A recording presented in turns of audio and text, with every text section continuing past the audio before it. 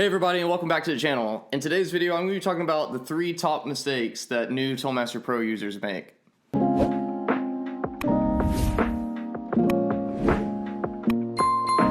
According to my video analytics, about 60% of you who watch these videos aren't subscribed, so if you could help me reach my goals of 15K by the end of 2025, I would greatly appreciate it. So I understand a lot of you probably just got this unit for Christmas and are excited to jump in, but in today's video, I'm really gonna break down the 3 core aspects that I see a lot of beginner guys getting into modeling make, and I'm gonna help you avoid them so you can get better tones that you love. And the whole idea is to get you less time creating and more time playing. So the number one biggest mistake I see new guys make is the overuse of effects. Now, I don't want to be one here to completely limit you until you don't do what you want to do or don't try something that you've never done before, but at the same time, if you have 3 stomp boxes running, it's probably too many.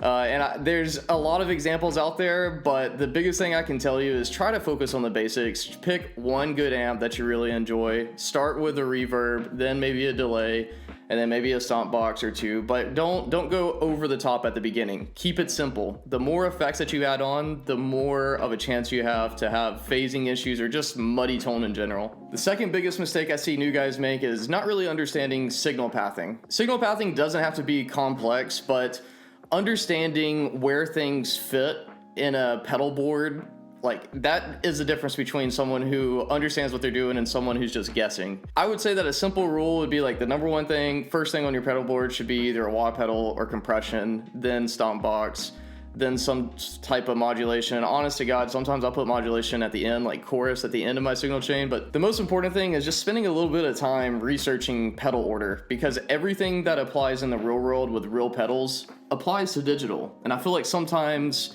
when we get into these things, we forget that. The third thing that I see a lot of beginners make a big mistake of is really not understanding sound design basics. This is a really big problem because without really understanding a core fundamental of the basic sound, I see a lot of people making basic mistakes and then guessing how to make it sound quote unquote good. So really the biggest areas that I could help you out with without being in the room and showing you things is, one, understand how to do dynamic cuts at the cabinet section. The numbers that I preach are cut at 80 hertz and 5700 hertz, excuse me. The other thing too is making sure that your amps and cabs are paired correctly.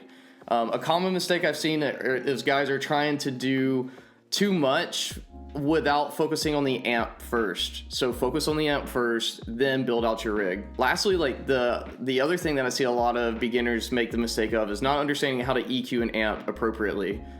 Just cranking up your bass end is not really the trick to getting good tone. Hate to break it to you.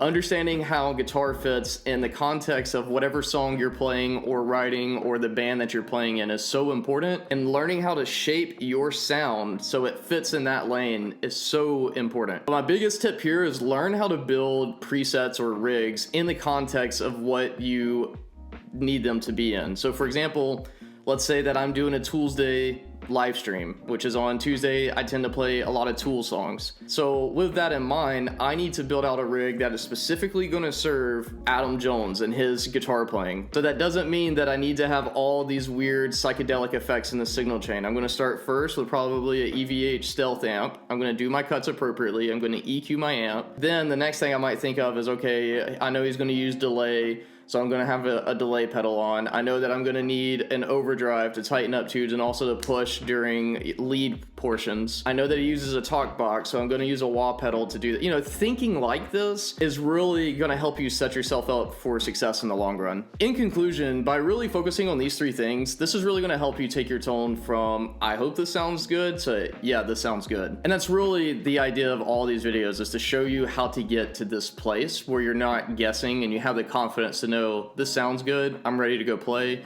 I'm no longer focused on my gear, I'm focused on my playing. But again, to summarize, the biggest things that we want to focus on is, 1, do not overload your signal chain. Start simple, build from there. 2, not understanding the basics of sound design, so ensuring that you're focusing on specific pedal order and not putting things in a place where it doesn't really make sense. And the third and last thing is understanding the fundamentals of sound design. Each of these concepts I just talked about, they're all individual modules that you can go really down a rabbit hole of trying to master.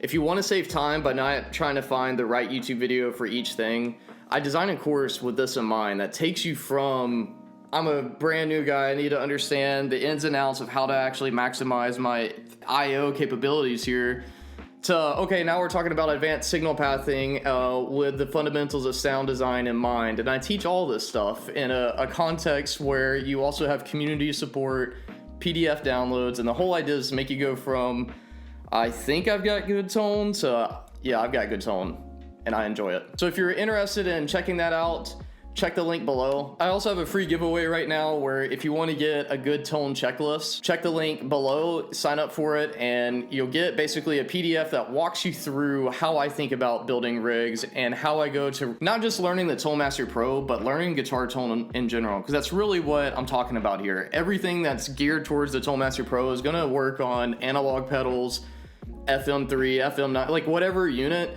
The fundamentals are the same. The interface and the tools by which we implement those, that's what changes. So hey, as always friends, I hope this video helped you out. If it did, leave me a comment, let me know what were one or two big takeaways you got from this. And also let me know what you're excited about in 2025. And with that, I'll see you in the next video.